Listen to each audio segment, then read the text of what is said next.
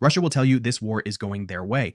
But right now, in the dark waters of the Kerch Strait, Ukraine's uncrewed naval drones are dismantling the very shield Russia built to protect its most prized strategic asset, and that tells you more about the real state of this conflict than any press briefing ever will. On the night of April 30th, during choice in Births, Ukraine's Navy struck two Russian vessels, the Project 2200 Sobol patrol boat and the Project Tui-1980 Grachanok anti-sabotage boat, both assigned to protect the Kerch Bridge, the critical link connecting occupied Crimea to the Russian mainland. And here is what makes this genuinely significant, what most news coverage completely breezes past without stopping to think about. These weren't just any boats. The Grachanok class boat is specifically designed to detect Ukrainian underwater drones, and this vessel was reportedly carrying out that exact role near the Kerch Bridge when it was struck. Think about that for a moment. The very boat Russia deployed to stop Ukrainian naval drones from reaching the bridge was itself destroyed by Ukrainian naval drones. That is not just a military strike. That is a statement. That is a message delivered in fire and steel about the shifting realities of this war and about who is actually winning the technological arms race in the Black Sea. This is not a small story. This is the story of how a country with a fraction of Russia's budget has methodically, patiently, and with extraordinary ingenuity stripped away one defensive layer after another, moving closer and closer to what would be the most consequential blow of this entire conflict. Higher you are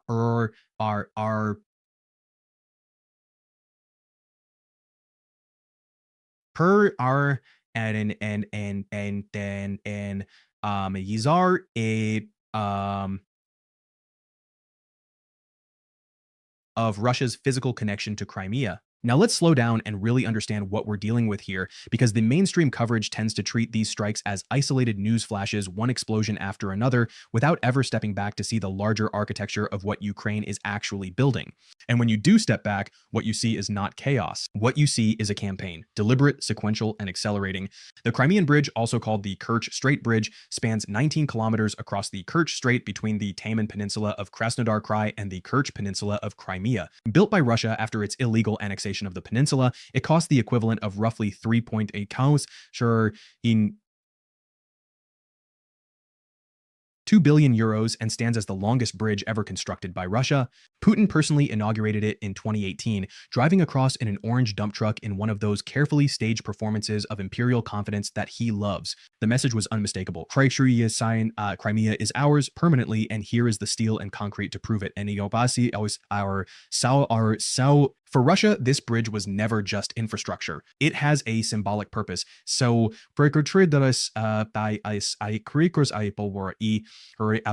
is meant to show Russia's resolve to hold Crimea and as a physical attachment of the peninsula to Russian territory. It is, in the most literal sense possible, the physical embodiment of Putin's most important geopolitical gamble. This is why what is happening in the Kerch Strait right now matters so deeply, not only in military terms, but in terms of what it reveals about power, about prestige, about the psychology of empires when they start to lose the things they thought were irreversible. Let's understand the military logic here, because once you do, every single Ukrainian strike in this area clicks into place like pieces of a puzzle. Since Russia's full-blown invasion of Ukraine in February 2022, the Kerch Bridge has been a vital conduit for men and materiel to Russia's southern front.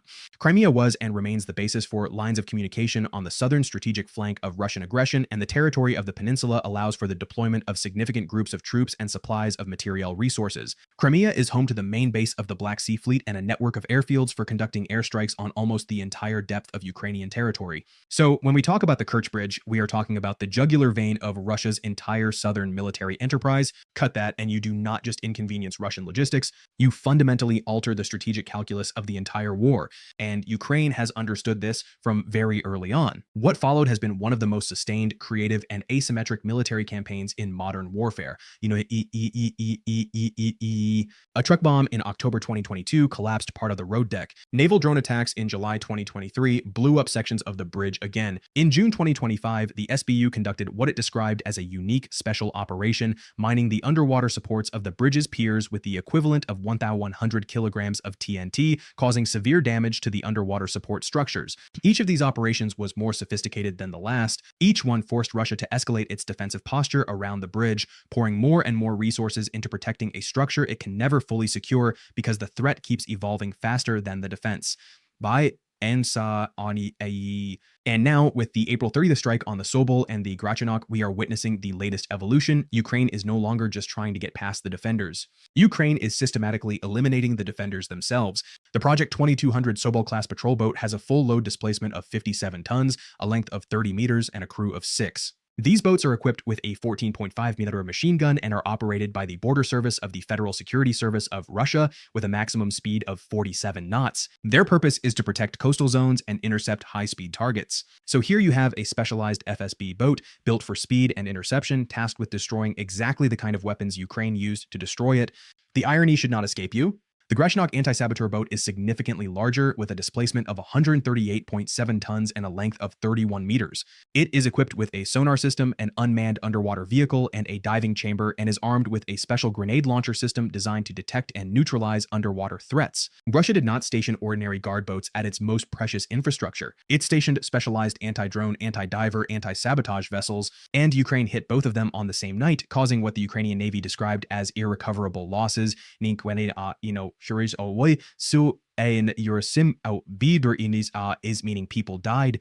Russian soldiers assigned to protect the Kerch Bridge are now dead because of autonomous naval drones built in Ukrainian workshops, guided by Ukrainian engineers, and launched by a navy that Russia expected to sink in the first weeks of this war. Now, if you have been following this conflict with genuine analytical attention rather than just consuming the daily headline cycle, you already know that what we are watching in the Black Sea is arguably the most important military technological story of the 21st century so far. It is now thought that up to 90% of combat casualties on Ukrainian battlefields are caused by drones. 90%. Let that number land for a second. The drone has not just supplemented conventional warfare in Ukraine, so it has replaced it as the dominant instrument of lethal force. And Ukraine, the country that was supposed to be outgunned, outmanned, and overwhelmed, is the country that has led this revolution. Ukraine's adoption of drone warfare has led many to consider that Western militaries, rather than being considered more sophisticated than their Ukrainian counterparts, are in many respects increasingly viewed as the junior partner in terms of battlefield experience and developing combat doctrine. That is a remarkable thing to say out loud. The most powerful military alliance in the history of the world is studying Ukraine's drone tactics, not the other way around. The student has become the teacher, and Ukraine is not resting on these achievements. Ukraine is seeking 15,000 additional personnel to bolster specialized drone-equipped regiments operating across land, sea, and air domains as part of the drone line concept intended to establish a kill zone with a depth of 10 to 15 kilometers along the front line, within which the enemy cannot operate without sustaining losses. This is not improvisation anymore. This is doctrine. This is the institutionalization of a new form of warfare that Ukraine pioneered out of necessity, out of the desperation of a country fighting for its survival, and which has now become the defining military innovation of our era. When historians write about this period 50 years from now, the Ukrainian naval drone program in the Black Sea will occupy a central chapter in what Western's and not as a curiosity, but as the moment when autonomous unmanned systems fundamentally changed what a smaller power can do to a larger one.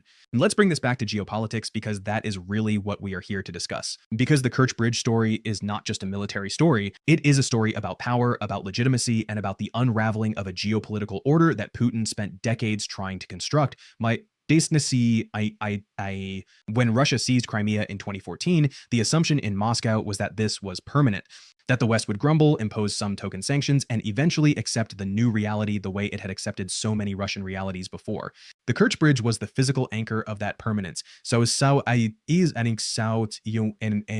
You do not build a $3.2 billion 19-kilometer bridge to a territory you think you might lose. You build it as a declaration of forever. And now, piece by piece, night by night, Ukrainian drones are disassembling that declaration. The Kerch Bridge that tethers Crimea to Russia is a coveted target for reasons both practical and symbolic. Built after Russia's illegal annexation of the peninsula in 2014, the bridge is seen by Ukraine as a yoke that must be shed and destroyed. An SBU agent left no doubt as to Ukraine's intentions, saying simply, the Crimean Bridge is doomed. That is not bravado. That is a statement of operational reality from someone who has been watching the trajectory of this campaign from the inside. And when you look at the sequence of events, the truck bomb, the drone boat attacks, the underwater mining operation, the systematic destruction of the defensive perimeter, and now the killing of the very boats assigned to intercept Ukrainian drones, you begin to understand why that assessment carries weight. There is something else here that rarely gets discussed in American media, and it goes to the heart of what this conflict is really about at the level of global power structures. Russia's ability to project power in the Black Sea has been catastrophically degraded since this war began. The flagship of the Black Sea Fleet, the cruiser Moskva, was sunk by Ukrainian Neptune missiles in April 2022. Subsequent drone attacks forced the bulk of the Russian Black Sea Fleet to withdraw from Sevastopol to Novorossiysk, far from Crimea. On April 29th, a Ukrainian Navy unit struck the sanctioned tanker Marquise near Tuapse on Russia's Black Sea coast, hitting the stern and causing an explosion in the propeller and engine room area. The Marquise was a Cameroon-flagged tanker being used as part of Russia's Shadow Fleet, drifting without cargo about 210 kilometers from Russian Tuapse, with its automatic identification system turned off. So on the night of April 30th, Ukraine did not just hit 2 patrol boats. Ukraine had already, the night before, struck a Shadow oil tanker 210 kilometers into Russian-controlled waters. Ukraine is operating across the entire Black Sea theater simultaneously, and doing so with a navy that exists largely on drone platforms that cost a fraction of the ships they destroy. This has profound implications for the global order and for America in particular, because the United States has spent decades and trillions of dollars building a naval supremacy premised on the centrality of the aircraft carrier, the destroyer, the cruiser, large, expensive, crude platforms that project power through sheer mass and firepower. What Ukraine has demonstrated, what these strikes near the Kerch Bridge demonstrate again and again, is that cheap, smart, autonomous systems can neutralize expensive, crude, conventional ones. The Grachanok was purpose-built to stop exactly what killed it, and it failed. That is a lesson that should be ricocheting through every war college, every naval planning office, and every defense budget debate in Washington right now. The era of the expensive platform as the ultimate guarantor of military power is being systematically challenged in the Black Sea, and the implications reach far beyond Ukraine. With the land bridge across southern Ukraine already under attack, the Kerch Strait Bridge carries much of the ammunition and supplies going into Crimea. If the bridge were impassable, Russia would need to redouble its efforts to defend southern Ukraine, drawing troops away from the east and north and potentially enabling Kyiv to make more rapid gains along multiple fronts. This is the strategic logic that animates everything Ukraine is doing in this theater. Every patrol boat destroyed, every defensive layer peeled away, every ferry sunk, every tanker hit.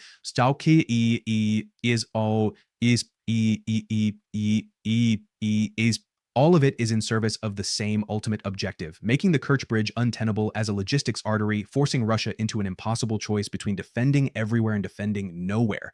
Russia, of course, is not passive in all of this. Russia has drastically increased active defenses around the bridge, including helicopter, surface, and on-bridge patrols, enhanced vehicle screening, additional air defenses, and anti-diver sabotage interdiction operations. But this is precisely the trap Ukraine has set. Every ruble, every soldier, every piece of equipment Russia pours into defending the Kerch Bridge is a ruble, a soldier, and a piece of equipment not available elsewhere. So yeah, these highs ice and bar defense is expensive. Offense is cheap, particularly when the offense is conducted by $200,000 drones attacking billion-dollar infrastructure and the specialized warships assigned to protect it. So